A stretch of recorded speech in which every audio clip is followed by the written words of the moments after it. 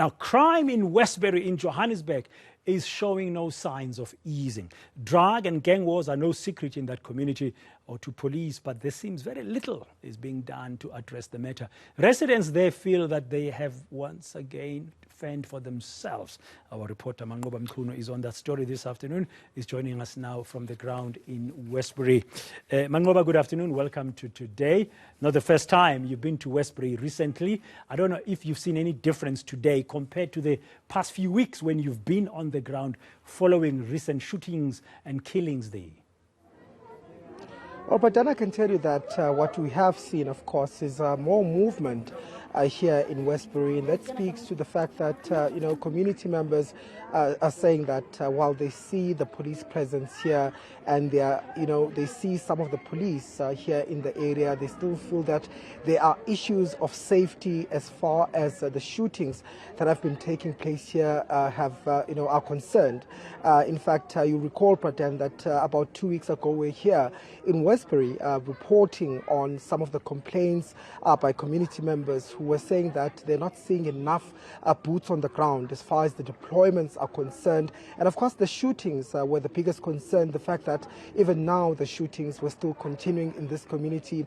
And the community members will tell you, Praten, that they are seeing police, but not as much as they should be seeing them here on the ground. They're saying that on other days they go without seeing any police here on the ground. And of course some of them will tell you that they don't see police at all in this community. But Praten, of course the biggest concern is, is the police presence here doing any difference for the safety of this community? But to answer that, I'm going to be speaking to one of the community leaders here, Jefferson Johnson. Jefferson, thank you for your time. I know we spoke a few weeks ago about police presence. You are saying that you're seeing the police here on the ground now, but have the shooting stopped? How are you, Manqoba? Well, like I said the last time, there's a lot of police in the area. They are obviously in convoy, but for me, they don't do what they need to do. Firstly, they don't walk around like in between the flats. They don't walk in between the houses. They just drive in convoy. But also when they do get out, there's obviously violence from the police, beating up on our people for no apparent reason. If you are looking for drugs, go and look for the drugs. But why beat up on innocent people?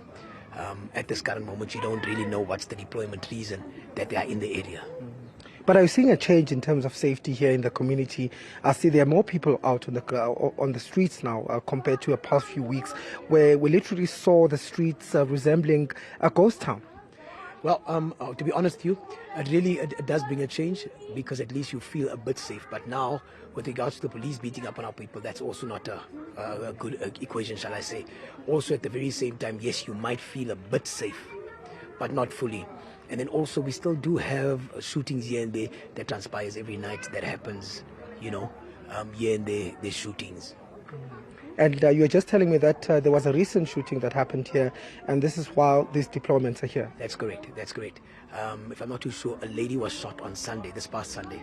We do not know exactly as to what transpired, because I'm trying to get hold of people to try and see exactly what is it that happened with that situation. But the shootings do continue. It does. Does that reassure you, though, as a community, that police have the situation under control? Sort of to a certain extent, not. What I'm saying is there are certain cases that was opened recently of people that were shot. We don't know if there was any arrests with regards to that. However, we know of people that was arrested for cases of 2018, 2019, where people were really beaten up badly. You understand? So I feel as though start with what you have recent and then gradually move back, or attack them at the same time, simultaneously. That will work for us. But please don't beat up on people unless you know the real truth behind the thing.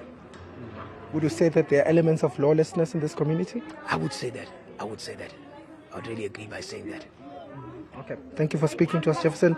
I want to move to one of the residents here, Pradan, of course, who is also one of the people that says that in the recent times she had a confrontation with the police, of course, saying that the police, as far as their job is concerned, they're not really doing what they should be doing, the deployments, looking for the drug addicts and some of the places where they believe there are crimes happening. Siskliyo, you were saying that you yourself had an incident with the police, and you don't feel that the police are really servicing this community as far as the issue of shootings and drugs are concerned.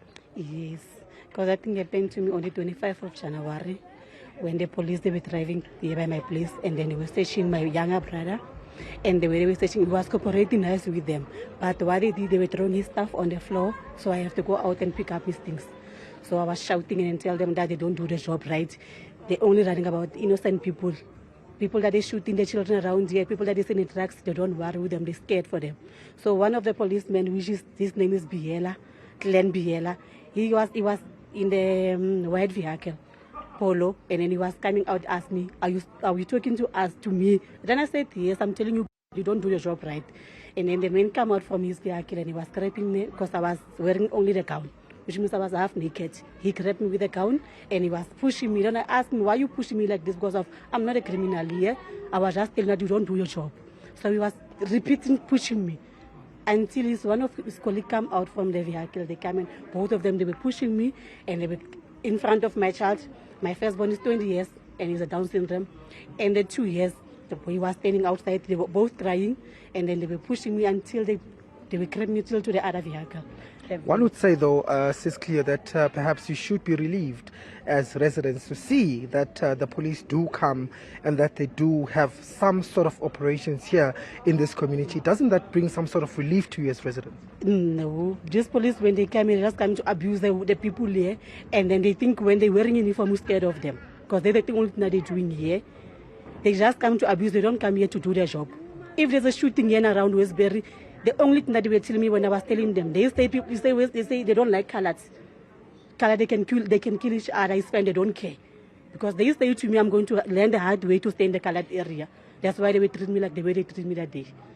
So for me, I don't think we're not safe with the police around here because they don't do the job. They just come to abuse people here, especially the women.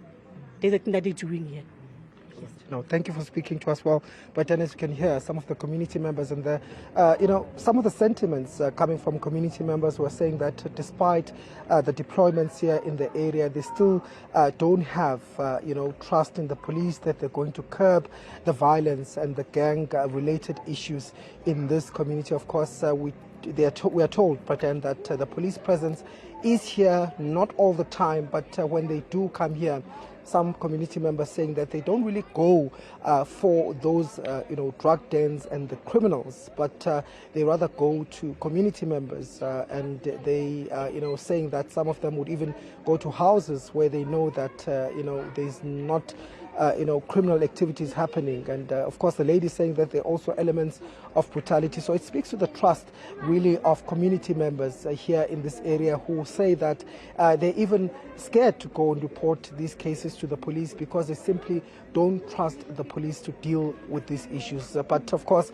the issue of gangs and shootings, as one of the community leaders had said earlier on, Pradan, is still continuing in this community. Yeah, and sadly, Manqoba, like the lady was talking to you now, people won't report to the police if police tell them, we don't care for the coloreds. The coloreds can kill themselves. I mean, that's really unacceptable. I wonder what the police will have to say to that. Thank you very much, Manqoba Mchunu there on the ground in Westbury in Johannesburg.